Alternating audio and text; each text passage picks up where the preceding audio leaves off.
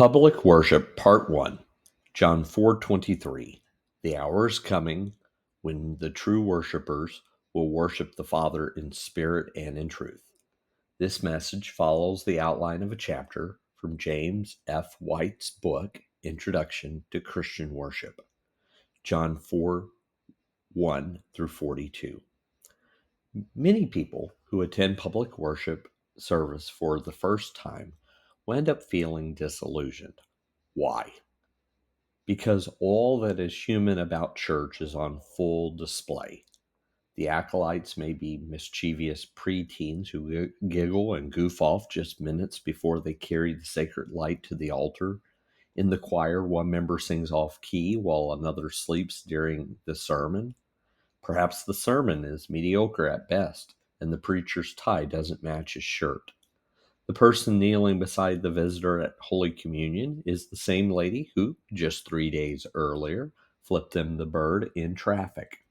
Someone's baby cries for 10 minutes, and some teenagers are passing notes during the service.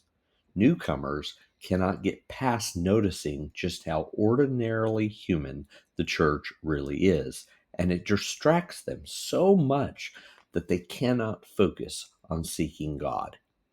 It is similar to taking someone to the theater to see their first musical and having them become so distracted by all that is happening behind the scenes that they can't focus on the story. But the point of attending the theater is to be captivated by the story that is unfolding on stage. Instead, our guests cannot take their eyes off the pulleys and curtains. They become distracted by the sound and light technicians, and they scrutinize the stage, looking for evidence that the backdrops are a facade. Because they cannot draw their attention away from the mechanics of the stage, they cannot discover the real thrill of attending the theater. They cannot look behind the fact that it is all a production. The same thing can happen in public worship.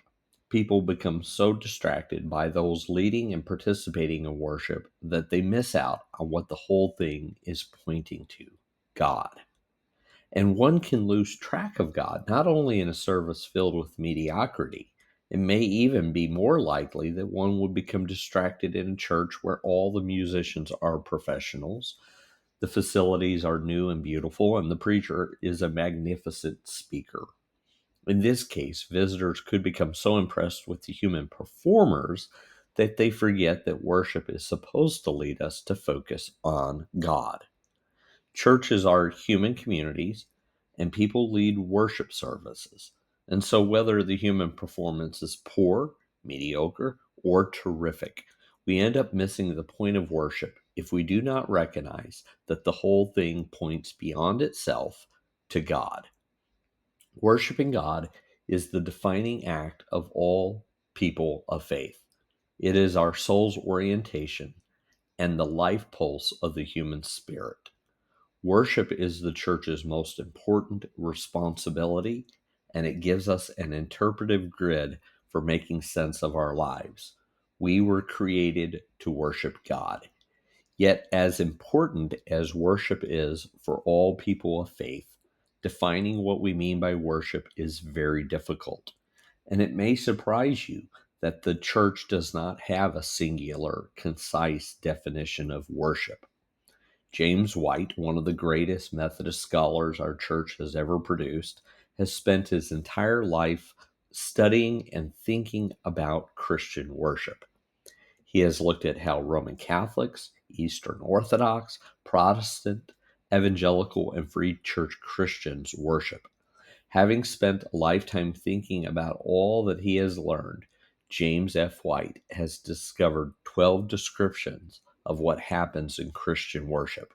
I want to devote 4 essays to this most central spiritual practice.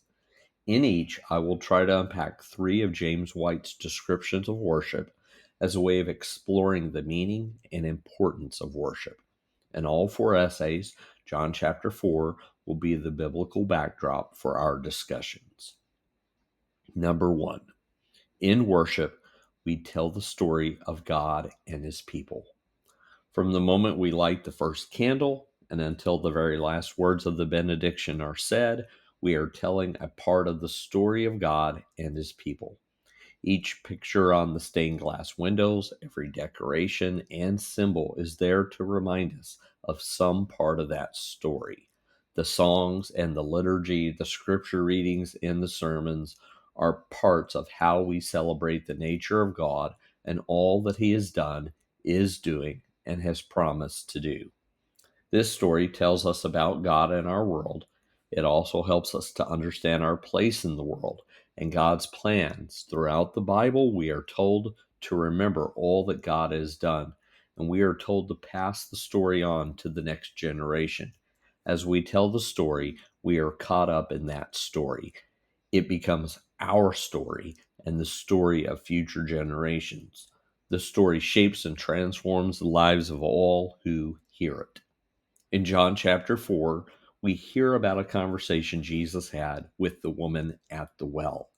After talking with Jesus, she runs to tell everyone she knows about how this man has changed her life. Jesus changed her life by retelling her story and by fitting her story into the larger story of God. He incorporates her into the greatest story ever told. It took only a small part of that story to create a big change in her life. And Jesus talked to her about the nature of worshiping God in spirit and in truth. She not only heard what he was saying, but also experienced it. When we tell the story, we are not just recounting something from the past. Through the act of storytelling, God invites us to experience the reality of that story by entering into it. So we not only tell the story, but we experience the story. Number two, in worship, God reveals himself to us and invites us to respond. In worship, we are not called to be a passive audience. Worship has a reciprocal nature. It is an encounter between the living God and his people. Worship is relational. We offer ourselves and communicate our love and desire for God through prayer, song, motion, stillness, silence, monetary gifts, acts of devotion and commitment, and many, many other expressions of faith and love. But we do all of this in response to what God has done to make himself known to us. So much is lost when people think of themselves as an audience instead of a congregation. An audience is mostly passive. An audience waits to receive something from a performer. A congregation comes to worship, expecting both to receive something from God and to give something to God. They play an active part in the back and forth motion of God and his people relating to each other in the context of public worship. Notice that in our passage, Jesus reveals something about himself and God. The woman at the well wants to debate about where the most appropriate place for worship is. Jesus changes the whole focus by saying that the place where worship takes place doesn't matter as much as how we worship God. After Jesus shares this fact about God, she must make some response to what she has learned about God. After this conversation with Jesus, she can never be the same again. The encounter leads her to a new way of looking at everything.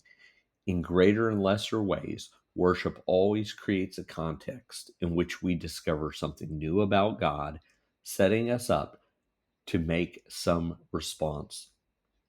Number three, worship is an act of devotion. By this, I mean that worship is an expression of our deep commitment to God. Whenever something or someone is significant to us, we find it a joy to give our time, our possessions, our attention, and our acts of affection to it. Those of you who have ever been in love know what I am talking about. It is no inconvenience to make time for whatever it is we love. We are willing to make time for that special someone. The same is true of something we love. If you're devoted to a sports team or a hobby, you do not feel put out by having to show up a little early or drive a few extra miles to participate. The extra effort only intensifies our passion.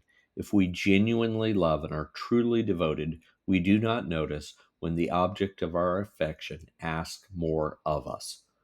Worship only becomes an act of a devoted heart when we realize just how deeply devoted God is to us. We love Him because He first loved us. When we recognize and experience the depth of God's love for us, we then, and only then, become able to devote ourselves to Him. Notice how the Samaritan woman's attitude towards Jesus changes when she realizes that He cares more about her than about winning an argument with her. She melts under the warmth of His love when she realizes He is not there to fight with her. He gives her time and attention, and this sparks the flame of devotion in her heart. Her devotion is in response to Jesus' devotion to her. Some of you are not getting much out of worship because you have no real devotion to God in your heart. You're not getting much out of worship because you're not putting much into worship.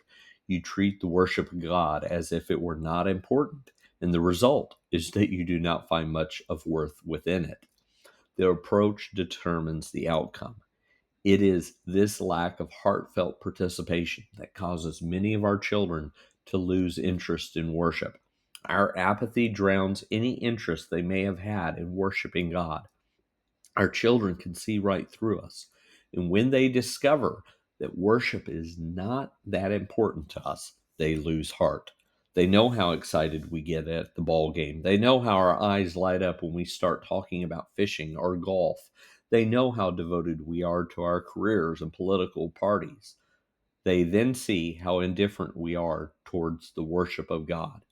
They can tell that we do not value the worship of God as much as the other things in our life, and their budding faith begins to wilt in the coldness of our affections to God. Now, there is a paradox involved. You will never get much out of worship by trying to get something out of it. That is because worship is about focusing our love on God. A woman complained after a church service about a song we had sung that it wasn't to her liking. Our music director overheard that complaint and said to her, "That's okay, we weren't singing it to you." But none of this will ever make sense until your love is a response to God's love for you. Like the woman at the well, we will never understand what it means to adore God until we realize that He has invited us into His presence, not only to be adored by us, but so that He may show us how much He adores us.